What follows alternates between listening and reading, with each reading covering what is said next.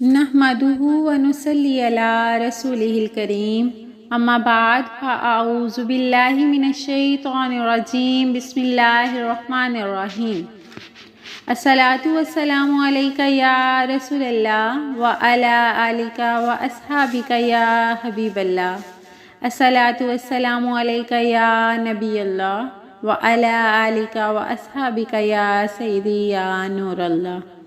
السلام علیکم ورحمۃ اللہ وبرکاتہ۔ امید کرتی ہوں آپ سب خیر و عافیت سے ہوں گی اور ایمان کی بہترین حالت میں ہوں گی۔ تربیت النساء آن لائن انسٹیٹیوٹ میں آپ سب شہزادیوں کو دل کی گہرائیوں سے خوش آمدید۔ جیسا کہ آپ سب جانتی ہیں کہ ہمارے انسٹیٹیوٹ میں وقتاً فوقتاً مختلف دینی کورسز کروائے جاتے ہیں اور تمام کورسز بالکل فری کروائے جاتے ہیں۔ آج ہماری اکیڈمی میں بہت خوبصورت کورس ذی الحج سیریز کا آغاز ہو رہا ہے۔ سب شہزادیاں اچھی اچھی نیتیں کر لیں کہ علم دین سیکھیں گی اور دوسروں کو بھی علم دین سیکھنے کی دعوت دیں گی اور کورس کو آخر تک مکمل کریں گی اور اللہ کی رضا حاصل کرنے کے لیے یہ کورس کریں گی انشاءاللہ عز و جل۔ آئیے پہلے لیکچر کا آغاز کرتے ہیں۔ آج کے لیکچر میں ہم ذی الحج کے معنی، اس کی وجہ تسمیہ، اس کی فضیلت اور اس میں مستحب اعمال جو کیے جاتے ہیں اس کے بارے میں پڑھیں گے۔ سب سے پہلے ہے ذی الحج کے معنی اور اس کی وجہ تسمیہ۔ ذی الحج اسلامی سال کا 12واں مہینہ ہے۔ اس کے معنی حج والا مہینہ ہے۔ اس مہینے کی 8 تاریخ سے 13 ذی الحج تک حج کے مناسک ادا کیے جاتے ہیں، اس لیے اسے ذی الحج کہا جاتا ہے۔ اس کی فضیلت، اس کے فضائل یہ ہیں کہ ماہ ذی الحج میں حج ادا کیا جاتا ہے جو کہ اسلام کا 5واں رکن ہے، اس لیے اس کی بہت زیادہ فضیلت ہے۔ اسی مہینے کی 10 تاریخ کو عید الاضحیٰ منائی جاتی ہے جو مسلمانوں کا دوسرا مذہبی تہوار ہے، جس میں مسلمان کھلے میدان یعنی عید گاہ میں 2 رکعت نماز ادا کرتے ہیں اور اللہ کے حکم سے قربانیاں کرتے ہیں۔ ذی الحج کی فضیلت کے بارے میں اللہ تعالیٰ قرآن مجید فرقان حمید میں سورۃ الفجر کی پہلی 5 آیات میں ارشاد فرماتے ہیں، ترجمہ کنز الایمان: قسم ہے فجر کی اور 10 راتوں کی اور جفت اور طاق کی اور رات کی جب وہ چلتی ہے، یقیناً اس میں عقل والوں کے لیے بڑی قسم ہے۔ سبحان اللہ۔ اور تفسیر ابن الکثیر میں بیان فرمایا گیا ہے، یعنی فجر سے مراد حج اور قربانی والا دن اور 10 یوم ذی الحج والے کے دن کی قسم کھائی گئی ہے، یعنی 10 یوم ذی الحج کی قسم کھائی گئی ہے۔ تمام مہینوں کا سردار رمضان المبارک کا مہینہ ہے اور اس میں حرمت کے اعتبار سے سب سے عظیم مہینہ ذی الحج کا مہینہ ہے۔ سبحان اللہ۔ اس سے معلوم ہوا کہ ذی الحج کا مہینہ ایک عظیم اور بابرکت مہینہ ہے، بالخصوص اس کے ابتدائی 10 دن جن کو عشرہ ذی الحج کہا جاتا ہے، یہ اور بھی زیادہ بابرکت ایام ہیں۔ قرآن و حدیث سے ان دنوں کی بڑی فضیلت ثابت ہے۔ عشرہ ذی الحج کے چند فضائل ملاحظہ فرمائیے۔ پہلی فضیلت میں بیان فرمایا گیا ہے کہ ذی الحج کی پہلی 10 راتوں کی قسم، اللہ تعالیٰ نے ان 10 دنوں میں آنے والی راتوں کی قسم کھائی ہے، چنانچہ ارشاد فرمایا گیا، ترجمہ: قسم ہے 10 راتوں کی۔ سورہ فجر آیت نمبر 2۔ حضرت عبداللہ بن عباس فرماتے ہیں، 10 راتیں جن کی اللہ تعالیٰ نے قسم کھائی ہے ان ذی الحجہ کی ابتدائی 10 راتیں ہیں۔ سبحان اللہ۔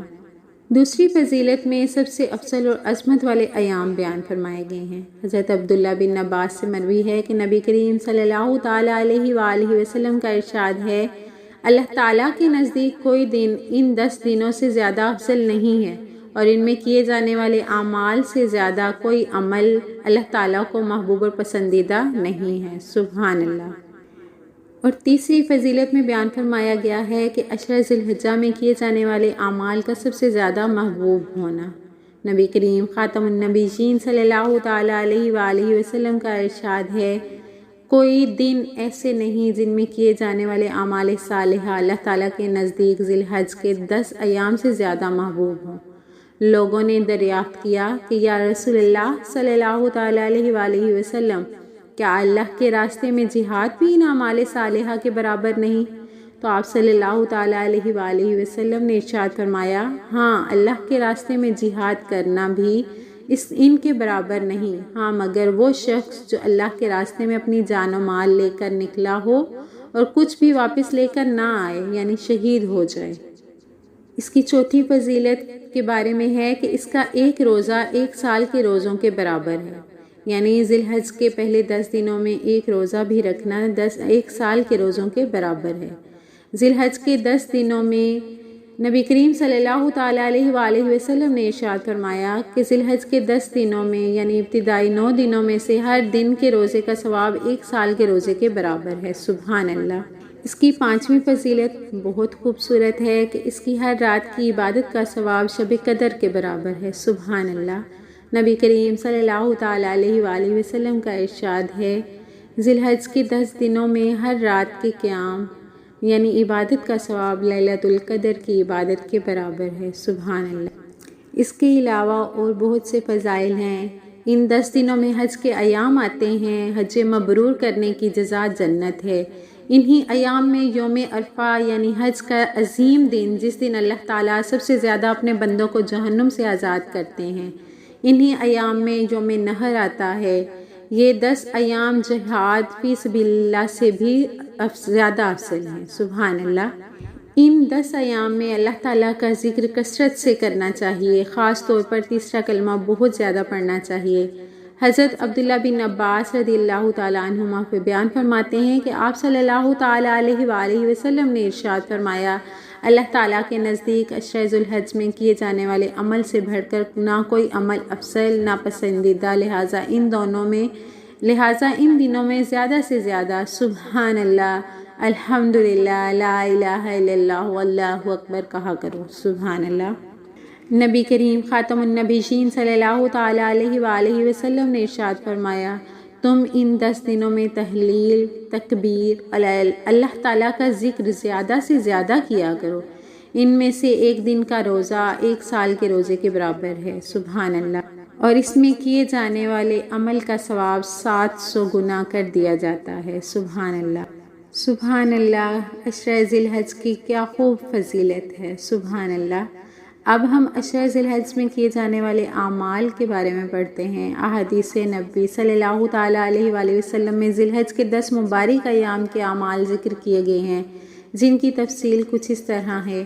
پہلا عمل ناخن اور بال کاٹنے سے احتراز کرنا۔ نبی کریم صلی اللہ تعالیٰ علیہ وآلہ وسلم نے ارشاد فرمایا، جب تم ذی الحج کا چاند دیکھ لو اور تم میں سے کسی کا ارادہ قربانی کرنے کا ہو تو اسے قربانی کرنے تک اپنے بال اور ناخن کاٹنے سے احتراز کرنا چاہیے۔ صحیح مسلم حدیث نمبر 1977۔ ایک اور روایت میں ہے کہ جس کو جانور ذبح کرنا ہو تو وہ ذی الحج کا چاند نظر آنے کے بعد اپنے بال اور ناخن کو قربانی ہونے تک نہ کاٹے۔ صحیح مسلم 1977 حدیث نمبر۔ اس کا فائدہ یہ ہے کہ ناخن اور بال نہ کاٹنے کا استحباب ان لوگوں کے لیے ہے جن کا قربانی کا ارادہ ہو، خواہ واجب قربانی کا ارادہ ہو یا نفلی کا۔ نیز یہ حکم اس وقت ہے جب کہ بال اور ناخن کاٹے ہوئے 40 دن پورے نہ ہوتے ہوں، ورنہ بال اور ناخن کاٹنا ضروری ہے اور نہ کاٹنا حرام ہے۔ بال اور ناخن نہ کاٹنے کی حکمت، حجاج سے بیت اللہ کے ساتھ مشابہت اختیار کرنا، کیونکہ وہ بھی بحالت احرام یہ کام نہیں کرتے۔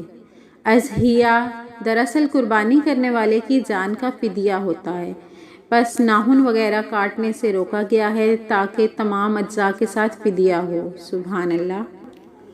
قربانی کی استطاعت نہ رکھنے والا اگر کوئی شخص ذی الحج کا چاند دیکھنے کے بعد حجامت نہیں کرواتا اور نماز عید کے بعد حجامت کرواتا ہے، ناخن کاٹتا ہے، زیر ناف بال صاف کرتا ہے تو اسے قربانی دینے والے کے برابر ثواب ملتا ہے، سبحان اللہ۔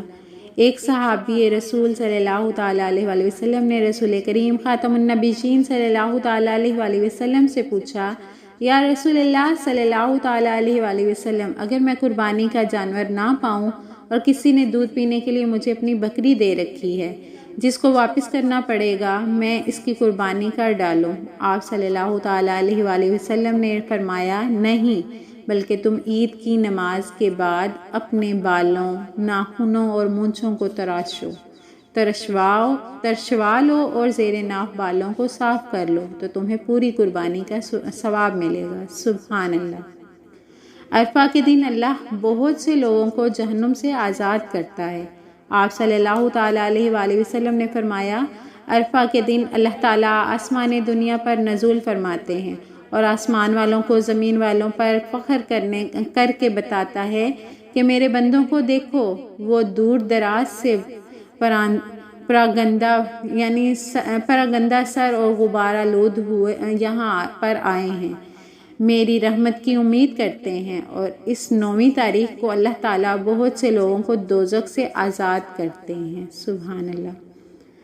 جو 9 ذی الحج کا روزہ رکھتا ہے اللہ تعالیٰ اس کے 2 سال کے گناہ معاف فرما دیتے ہیں، ایک گزشتہ سال کے اور ایک آئندہ آنے والے سال کے۔ سبحان اللہ۔ آپ صلی اللہ تعالیٰ علیہ وآلہ وسلم سے 9ویں ذی الحج یعنی عرفہ کے روزے کا پوچھا گیا تو آپ صلی اللہ تعالیٰ علیہ وآلہ وسلم نے فرمایا، مجھے اللہ تعالیٰ سے امید ہے کہ اس دن کا روزہ رکھنا گزشتہ سال اور آئندہ سال کے گناہوں کا کفارہ بن جائے گا۔ یہ صحیح مسلم کی حدیث مبارکہ ہے۔ ان دنوں میں جو لوگ حج نہیں کر سکے ان کو یہ سب عبادات کر کے اللہ کا قرب حاصل کرنے کی کوشش کرنی چاہیے۔ اللہ پاک ہمیں ان تمام کاموں پر عمل کرنے کی توفیق عطا فرمائے۔ وما علینا الا البلاغ المبین۔